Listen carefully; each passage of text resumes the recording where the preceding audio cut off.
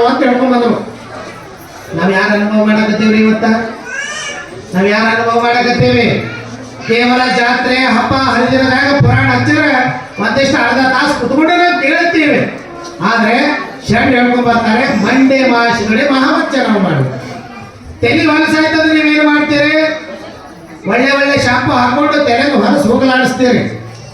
ಹೊಲಸಾಗಿತ್ತಂದ್ರೆ dandruff ಆಗಿತ್ತಂದ್ರೆ ನೀವು ತೆಲೆದು ಒಳ್ಳೆ ಶಾಂಪುಗಳನ್ನ ಹಚ್ಚಿ ತೆಲೆದು ಹೊಲಸು ಹೋಗಲಾಡಿಸ್ತೀರಿ. ಮಂಡೆ ಮಾಸಿದೊಡೆ ಮಹಾಮಚ್ಚ ನಾವು ಮಾಡುವರು. ವಸ್ತ್ರ ಮಾಸಿದೊಡೆ ಮಡಿವಾಳರಿಬೇಕು. ಬಟ್ಟೆ ಹೊಲಸಾಯ್ತಂದ್ರೆ ನೀವೇನು ಮಾಡ್ತೀರಿ? ಸರ್ಫ್ ಎಕ್ಸಲ್ ಹಾಕ್ತೀರಿ, ನೇಮಾ ಪೌಡರ್ ಹಾಕ್ತೀರಿ, ಒಗಿದ್ರಿ, ಏನೇನೆಲ್ಲ ಮಾಡ್ತೀರಿ.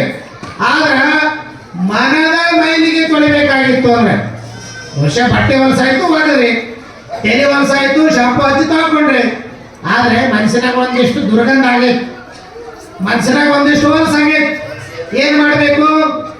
ಸಣ್ಣದಾಗಿರುವಂತ ಉಪಾಯ, ಒಂದು ಗ್ಲಾಸ್ ತಗೊಂಡು, ಹೌದಲ್ರಿ, ಒಂದಿಷ್ಟು ನಿರ್ಮಾ ಹಾಕಿ ಅದಕ್ಕೆ ಅಲ್ಗಾಡಿಸಿ ನೀರು ಕುಡಿದ್ರೆ ಮುಗೋದ್ರಿ. ಹಂಗೆ ಮಾಡ್ತೀರಿ? ಮಾಡ್ಲಕ್ ಸಾಧ್ಯ ಇದೇನು? ಇಲ್ಲ. ಮನದ ಮೈಲಿಗೆ ತೊಳಬೇಕಾಗಿತ್ತಂದ್ರೆ ಶರಣ ಹೇಳ್ಕೊಂಡ್ ಬರ್ತಾರೆ, ಅನುಭವ ಮಾಡು ಅಂತ. ಆ ಅನುಭವ ಎಲ್ಲಿ ನಡೆಯಕತ್ತೈತಿ ಅಂದ್ರೆ ದುಮ್ಮನಸುರ ಗ್ರಾಮದಲ್ಲಿ ನಡೆಯಕತ್ತೈತಿ. ಇದು ಅನುಭವ, ಇದು ಸತ್ಸಂಗ. ಇಂಥ ಒಂದು